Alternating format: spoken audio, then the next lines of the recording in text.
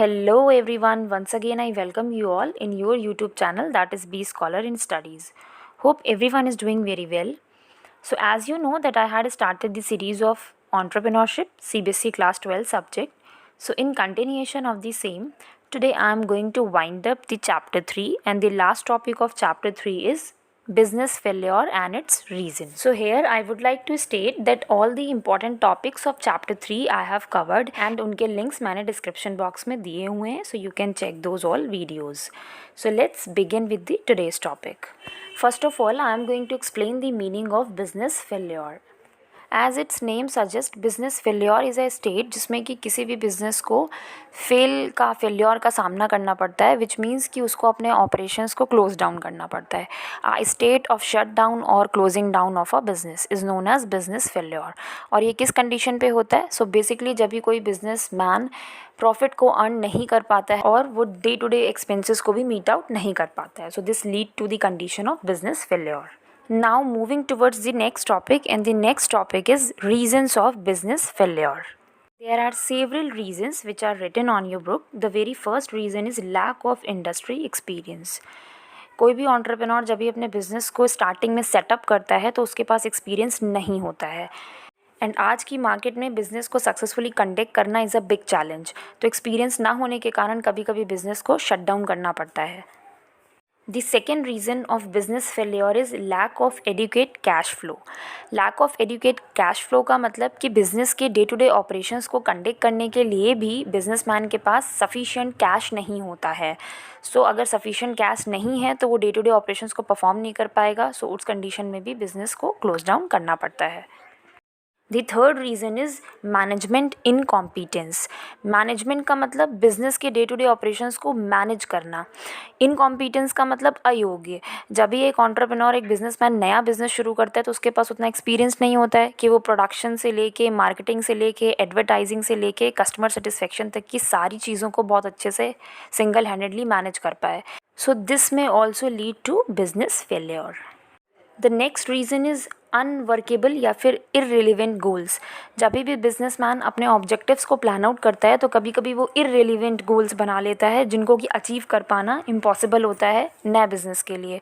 सो अगर कुछ irrelevant type के गोल्स हैं जिनको अचीव नहीं करा जा सकता within 1 to 2 years of span of life of a business, so it may lead to business failure. The next reason of business failure is uncontrolled growth. कभी कभी entrepreneur के हैंड में बिज़नेस की growth नहीं होती है.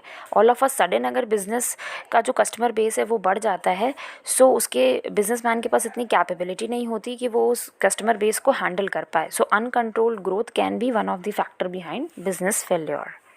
The next reason is poor system of control, which means कि entrepreneur के अंदर इतना स्किल नहीं होता है कि वो बिज़नेस एक्टिविटीज़ को प्रॉपरली कंडक्ट करवा पाए, उनको रेगुलेट करवा पाए और कंट्रोल करवा पाए. एक अच्छे कंट्रोल सिस्टम में प्रॉपरली मार्केट को स्टडी करके गोल्स को सेट किया जाता है.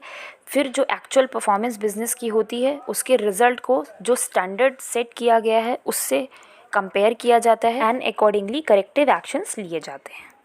The next reason of business failure is an inappropriate location. Inappropriate location का मतलब कि जिस तरीके का नेचर ऑफ बिज़नेस है उसी तरीके की लोकेशन होनी चाहिए.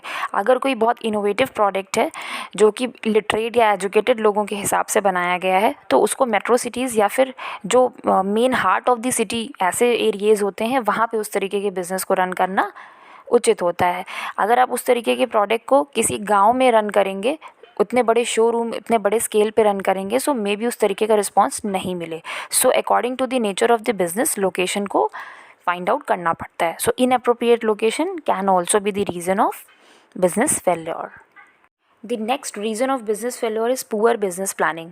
कभी भी बिज़नेस को कंडक्ट किया जाता है तो उसकी प्रॉपर प्लानिंग की जाती है. मतलब किस तरीके के प्रोडक्ट में बिज़नेस डील करेगा, उसकी क्या तरीके की प्राइसिंग स्ट्रैटेजी रहेगी, किस तरीके से एडवर्टाइजिंग कम्युनिकेशन किया जाएगा प्रोडक्ट का, और किस तरीके से कस्टमर तक उस गुड्स को पहुँचाया जाएगा. Means product price place promotion से रिलेटेड जो भी स्ट्रैटेजीज़ हैं उनकी क्लियर कट प्लानिंग की जाती है. In absence of proper planning और confusion it may lead to business failure. The next reason of business failure is ignoring the competition. कभी कभी एंटरप्रेन्योर क्या करता है कि वो अपने हिसाब से बिज़नेस को रन करने की कोशिश करता है, लेकिन एक्चुअल में customer is the king of the market. So entrepreneur को क्या करना चाहिए, market survey and according to the need and wants of the consumer उसको कस्टमाइज प्रोडक्ट देने की कोशिश करनी चाहिए एंड कस्टमर सेटिस्फेक्शन पे फोकस करना चाहिए। सो कभी कभी अगर वो मार्केट के कॉम्पिटिशन को इग्नोर करेगा, so it may also lead to the business failure. The next reason of business closure or failure is diminishing customer base. Customer base का मतलब होता है नंबर ऑफ़ कस्टमर। अगर कोई बिज़नेस है जिसका कस्टमर बेस बहुत छोटा है तो ऑब्वियसली वो लॉन्ग रन में सर्वाइव नहीं कर सकता जब तक वो अपने उस प्रोडक्ट में कुछ और इनोवेटिव फीचर नहीं लाएगा या फिर और वैरायटी नहीं लाएगा लार्ज कस्टमर बेस को कैप्चर करने के लिए। तो डिमिनिशिंग का मतलब कम, कस्टमर बेस का मतलब नंबर ऑफ़ कंज्यूमर। अगर नंबर ऑफ़ कंज्यूमर कम है तो ऑब्वियसली लॉन्ग रन में बिज़नेस ज़्यादा सक्सेसफुल नहीं रह पाता। The last reason of business failure is lack of entrepreneurial skills. There are list of entrepreneurial skills like an entrepreneur has to be innovative, he should be a problem solver, he should be confident enough to launch a new product in the market. Last but not the least, he should be risk bearer. This is the very essential skill of a successful entrepreneur. So these are the basic reasons of business failure. I hope that this topic is clear to you. If you like the explanation, so please like the video, share this video with your friends and subscribe the channel. And yes, if you have any doubt or query, so feel free to write in the comment section below. Thank you so much for watching it.